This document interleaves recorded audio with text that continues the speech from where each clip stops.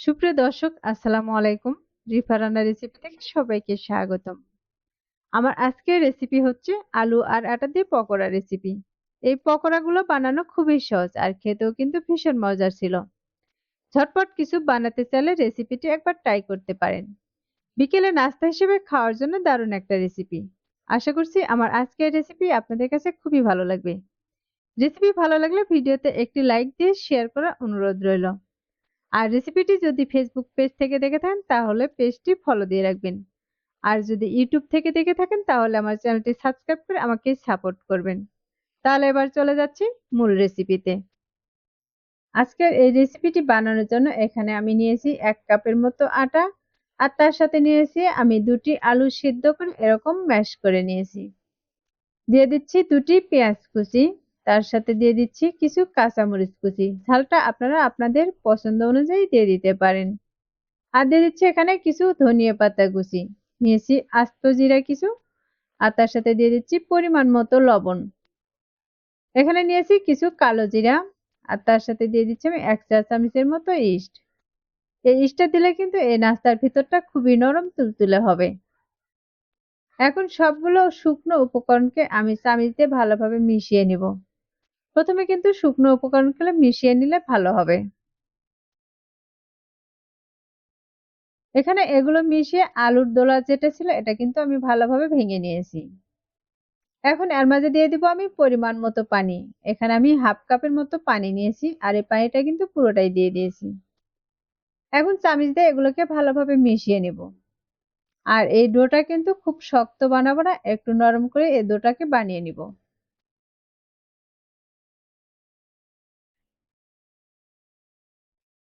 এখন আমি এর ভিতর থেকে চামিচটাকে উঠিয়ে নিব। আর এগুলোকে হাত দিয়ে আমি ভালোভাবে মথে নেব।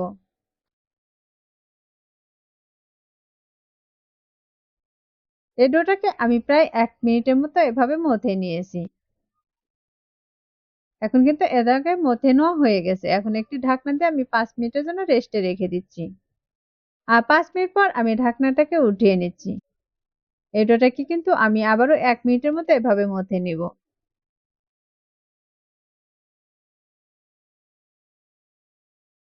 এ পর্যায়ে কিন্তু আমার এগুলো মথে নেওয়া হয়ে গেছে। এখন এখান থেকে কিন্তু কিছুটা আমি হাতে নিয়ে তারপর কিন্তু এরকম করে তেলে দিয়ে দিব।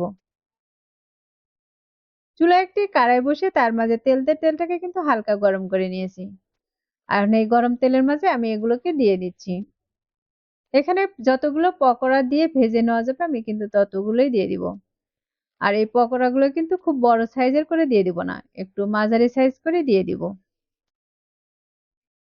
আর এগুলোকে কিন্তু প্রায় ২ থেকে ৩ মিনিটের মতো মিডিয়াম আঁচে ভেজে নিব। এগুলো দেয়া দেখে কিন্তু বুঝতে পারতেছেন এই তেলটা কিন্তু খুব বেশি গরম করে নিইনি।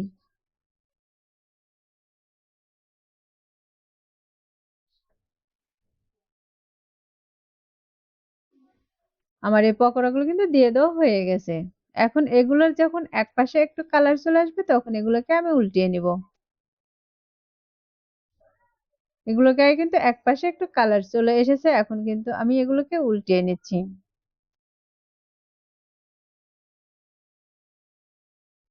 এই পকোড়াগুলো কিন্তু বেশ কয়েকবার এভাবে উল্টিয়ে পাল্টিয়ে ভেজে নিতে হবে।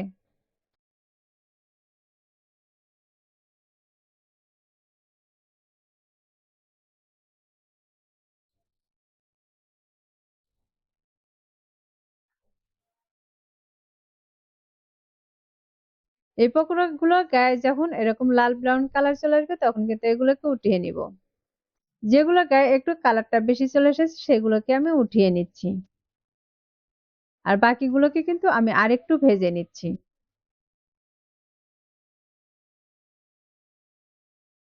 এগুলো ভাজা হয়ে গেছে, এখন আমি এগুলোকে উঠিয়ে নিব।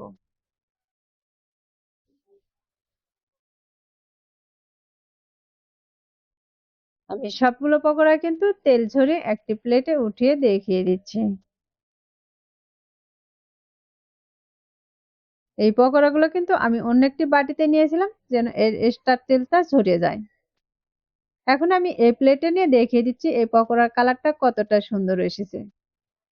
আর এগুলো কিন্তু একটার সাথে আরেকটা এরকম ঘষা দিলে কিন্তু একটা খসখস আওয়াজ হবে। এর উপরটা কিন্তু খুবই মুচমুচে আর ভেতরটা কিন্তু একদম নরম তুলতুলে হয়েছে। একটা ভেঙে কিন্তু আমি এখান থেকে দেখিয়ে দিয়েছি। আশা করছি প্রতিদিনের মতো আমার আজকের রেসিপি আপনাদের কাছে খুবই ভালো লেগেছে। রেসিপিটি ভালো লাগলে ভিডিওতে একটি লাইক দিয়ে শেয়ার করার অনুরোধ রইল। আর রেসিপিটি বাসায় অবশ্যই একবার ট্রাই করবেন আর আমাকে কমেন্টে লিখে জানাবেন আমার আজকের রেসিপি আপনাদের কাছে কেমন লেগেছে। যারা আমার চ্যানেলটি এখনো সাবস্ক্রাইব করেনি তাদেরকে চ্যানেলটি সাবস্ক্রাইব করার অনুরোধ রইল। যারা চ্যানেলটি সাবস্ক্রাইব করেছেন তাদেরকে অসংখ্য ধন্যবাদ। কথা হবে আবারও নতুন কোনো রেসিপি নিয়ে। সবাই ভালো থাকবেন, সুস্থ থাকবেন। আল্লাহ হাফেজ।